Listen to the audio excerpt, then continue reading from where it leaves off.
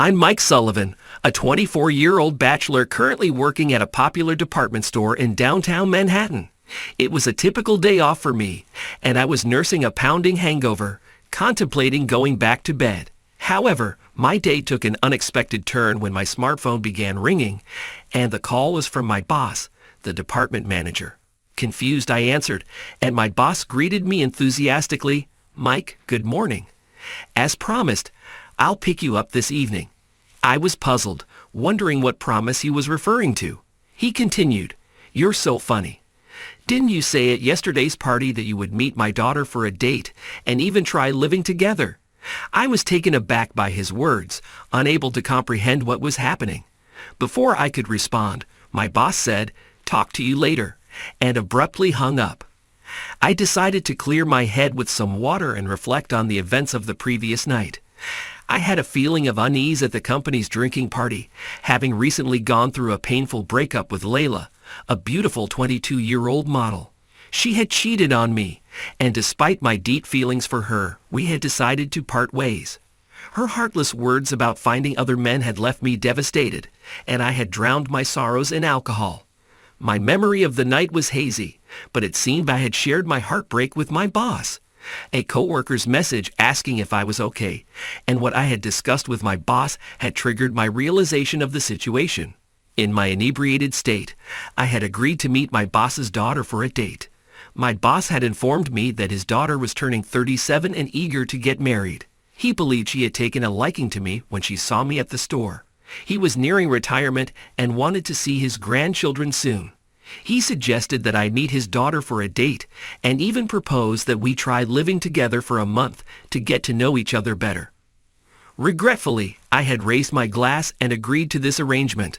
Now my boss was coming to pick me up in the evening, and we were headed to a fancy restaurant for me to meet his daughter for the first time. After dinner, we would go straight to her fully furnished apartment. My boss would move my belongings there, and I was encouraged to dress in a chic suit to enhance my charm. As we drove to the restaurant, my boss kept expressing his confidence that we would get along well. I started to feel a glimmer of hope, despite my preference for younger women. Given my recent breakup, I considered giving dating an older woman a try. Perhaps my boss's daughter would be beautiful, and his enthusiasm had me intrigued. However, when we arrived at the restaurant, my hopes were swiftly crushed. The woman waiting for me was quite different from my usual type. She was very plump, while I preferred slender women. I greeted her politely. "Nice to meet you, I'm Grace." She donned a frilly floral print dress, but somehow it seemed oddly mismatched.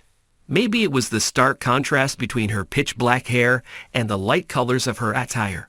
Her face bore no striking beauty, and she appeared to be her age. I admit I was somewhat disappointed. However, deep down, I was polite, and we exchanged greetings as my boss introduced us. "Nice to meet you," he said with a smile before leaving us to our own devices. I was left pondering what one talks about with a woman over a decade my senior. As I stood there, unsure of how to proceed, Grace, that was her name, slowly started speaking. "I'm sorry to involve you in this complicated situation, but don't worry. I understand my place too." Her unexpected words took me aback, and I stood there wide-eyed as Grace turned a gentle smile in my direction. "My father is desperate to get me married off as soon as possible, but you see, with my looks and my poor social skills, I'm embarrassed to say I have no experience in love. So I've actually given up on the idea of getting married myself." I listened intently to Grace's words, feeling a surge of sympathy for her. It appeared that it wasn't her but her father, my boss, who was in a rush. "So I have a favor to ask," Grace continued. "Would you be willing to live with me for just 1 month? Of course, we would have separate bedrooms, and I'll cover all the living expenses. You're free to do as you please in my apartment. If I can prove to my father that I'm not cut out for cohabitation, he should stop nagging me. I'll make sure that you don't suffer any disadvantage at work if our relationship doesn't work out, so don't worry." At first, I was determined to refuse such a proposal, but after hearing her story, my perspective began to shift. "All right," I finally said. "It's clear that your father truly loves you, Grace. Considering the circumstances, I'll agree to this." Upon hearing my agreement, Grace's eyes sparkled with joy. Thank you. I'm really happy. Oh, but I must say, I truly do find you wonderful, Mike. Let's make the most of the next month. I'm looking forward to it. As I got to know Grace better, I came to think of her as a kind and gentle person. She might have been socially awkward, but I believed she truly had a kind heart. Of course, she wasn't exactly my type, and while I felt guilty for harboring feelings towards me, the chances of anything romantic happening between us were practically non-existent. And so, we embarked on a 1-month trial of living together. My boss was overjoyed, exclaiming, "They're going for it." However, we had planned to end it in a month, with the agreed-upon excuse of we just didn't click. In reality, though, living with Grace turned out to be nothing short of comfortable. At first, the age gap and our lack of common topics of conversation concerned me. But one day, I learned something surprising about her that changed our dynamics. "Those flowers are beautiful," I remarked, pointing to the small white flower arrangement adorning the windowsill. Grace shook her head, a hint of pride in her voice. "No, I made that." "You made that, Grace?" I didn't know much about her, but it turns out Grace was actually a flower arrangement instructor. As someone with a keen interest in fashion and art, working at a department store, I was intrigued by her work. "What was your inspiration for this arrangement?" I asked. Grace's eyes sparkled as she explained her creation.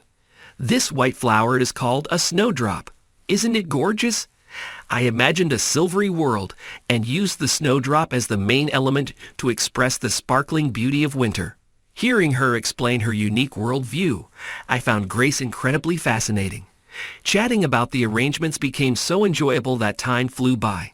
Initially, we planned to have separate meals, but I found myself wanting to spend more time with her without even realizing it. Grace was quite skilled in household chores, especially cooking, which she could have pursued professionally. Initially, we planned to split household chores, but with Grace being an early riser, the house was always spotless by the time I woke up. Feeling guilty for not contributing more, I started to help out more in the kitchen. Living with Grace turned out to be an eye-opening experience. Despite our differences and the initial hesitation, I discovered a kind, talented, and fascinating person living beneath her unassuming exterior. I had offered to help Grace with the household chores, but she insisted that I was the one who had imposed this living arrangement. In the end, apart from doing my laundry and keeping my room tidy, Grace took care of all the chores. Living in such a consistently clean and organized house with well-balanced and delicious meals was pure comfort. At work, my boss frequently inquired about how things were going. "How's living with my daughter, Mike?" "It's really enjoyable. Grace is excellent with household chores." "I'm truly grateful," my boss remarked one day. "That's good to hear," I replied. "She's always saying love is impossible for someone like me." My boss continued, "She's our precious daughter, but she always puts herself down." Hearing my boss's story, an idea sparked in my mind. I had been wanting to express my gratitude to Grace, who always prepared delicious meals for us. So I decided to make her a special present in my own way. I found a piece of fabric that would suit her and decided to use my sewing skills to craft a custom-made piece from scratch. Sewing had always been a secret hobby of mine, and it was a skill I had acquired from my mother, who had been a sewing instructor. Currently, I managed the fashion floor at a department store, so I felt confident in my abilities. To create the dress, I needed to take Grace's measurements. When I told her about my plan, she was thrilled. "Oh, thank you. I'll leave the measurements to you then, Mike." With nervousness gripping me, I slowly extended my arms toward Grace. It was the first time I had been so close to her, and my heart pounded with excitement. "Well, she's really big," I thought to myself. Grace's size was indeed much larger than the average person, but I believe that her larger frame allowed her to pull off certain designs better than others. With that conviction, I gifted her a handmade dress. This is for me," Grace exclaimed, her eyes widening in surprise. The dress, made from glossy black fabric adorned with large white rose patterns, suited Grace perfectly. Over time, I had come to realize that she looked better in bold patterns and unique styles rather than cute frilly clothing. Her larger frame was ideal for such fashion choices. "Grace, you look stunning," I complimented her. "If you'd like, may I do your makeup as well?" I asked. Over the years working at a department store, I had acquired some basic makeup skills, a job my sister, a hairstylist, had recommended. Following the guidance of a makeup book, I applied cosmetics to Grace's face. She typically favored natural makeup, but this time I chose to use a bright red lipstick and deep black eyeliner. As I had expected, the intense makeup complemented her raven black hair perfectly. "No way! I don't even recognize myself, Grace," she exclaimed, studying her reflection in the mirror. "You really pull off this unique style well." "This is a first for me, but I think I like it," she continued. "I used to only wear frilly floral clothing because my mother liked it. I'd always hated how I looked. I thought makeup was pointless, but it really does make a difference, doesn't it?" I nodded in agreement. "Yes, this kind of style isn't for everyone, so it's really special when someone can pull it off like you can. Please have confidence. You're incredibly attractive, Grace." As soon as those words left my mouth, I felt my cheeks heat up. It wasn't flattery. I genuinely felt it. Grace, standing before me, was truly beautiful. I had never seen her in this light before. "Mike, thank you," she said, giving me a sweet smile. Her joy-filled face made my heart swell. Age didn't matter anymore, and only 3 weeks into living together, I had genuinely developed strong feelings for her. Initially, I had been put off by her larger size, but I had grown accustomed to it. And above all, I was entirely smitten with her personality. Before the trial period was over, I knew I needed to express my feelings to Grace. I resolved to take her shopping on my next day off, where we would look for clothing that suited her new style. I had made up my mind that it was time to confess my feelings to her. Amidst all this, I received a message from my ex, Layla, saying she wanted to get back together. In the past, I would have gladly accepted her invitation, but not now. I replied to Layla with clarity. "I can't, Layla. Grace is the only one in my heart now." I had resolved to forget the past and look forward to tomorrow's date with Grace. However, on that fateful day, something unexpected occurred. As we strolled down the bustling shopping district, we suddenly bumped into Layla.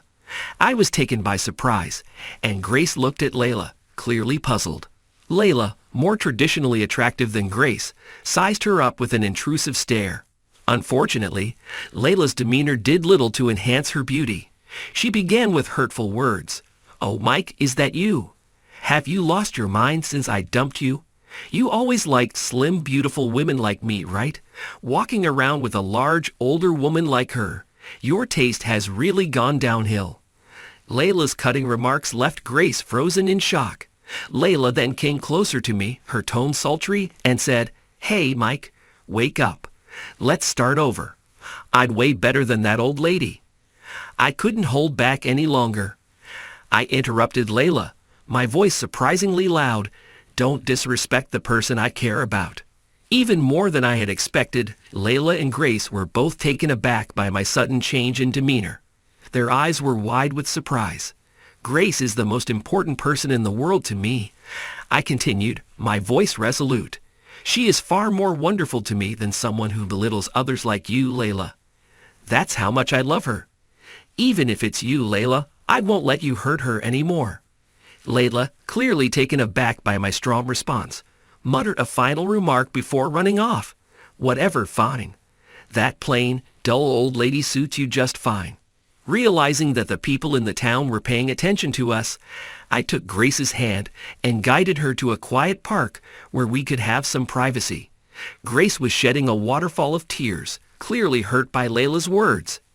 I knew we needed to find a peaceful place for her to calm down. As we sat on a bench together, I first apologized to Grace.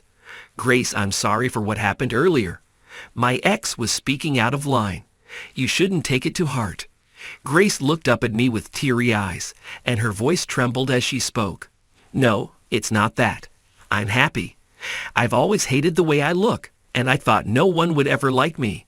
But I was really happy when you said that, Mike. I've liked you since the first time I saw you." Overwhelmed with happiness, Grace reached out to me, and I gently pulled her into an embrace. "I love you too, Grace. You're really beautiful." As I caressed her back, Grace grasped my hand and replied, "Yes, even if other people put me down, if you say that to me, Mike, that's enough. Enough for me." Our journey took an unexpected turn, but I had successfully conveyed my feelings to her, and we officially began dating. We shared our plans with my boss, revealing our intention to get married eventually. My boss was delighted with the news. Yay! I couldn't be happier about my lovely daughter and adorable subordinate getting together. And so, after a year of dating, we registered our marriage successfully. Currently, we are busy preparing for our wedding ceremony. Grace had lost a significant amount of weight since we first met, so we had to create a new wedding dress for her. Grace has become so beautiful since meeting Mike, the boss mused, flipping through a flower arrangement magazine. Grace had built up a remarkable career as a flower arrangement instructor, known for her chic and stylish designs. Grace, now wearing the Resized black dress I had given her, looked several times more beautiful than when we first met. "Love is a powerful thing, isn't it?" the boss commented dreamily. After meeting Grace, I was able to heal from the heartbreak and experience the joy of love again. No matter what lies ahead, if it's with her, we can overcome it together. With that conviction in my heart, I showed my boss a beaming smile.